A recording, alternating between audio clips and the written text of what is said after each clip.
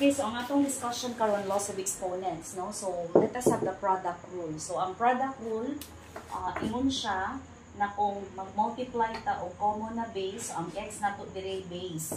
So, kay common siya, pag common ng base, ato lang kapihon ang common na base, and then ang atong mga exponents na m o ang n, ato lang siyang i-add. So, mauna siya ang general rule sa product rule. So, number 1, so kay ang A o ang A common man, so ato lang kapihon ang iyahang base na common, na si 5 o 7 atong i-add. So ang atong answer ana is A to the power of 12. Then number 2, so C is common, copy the common base which is C, then atong i-add si 3 plus 4 and 10. So ang final answer is C to the power of 3 plus 4 is 7 plus 10. So, C to the power of 17.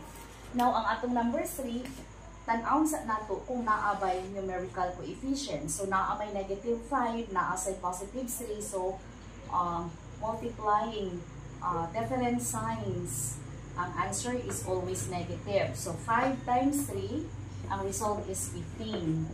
Unya, kay ang M common man, so kapiro na to ang M. And then 3 plus 7, so ang atong answer is negative 15m to the power of 10.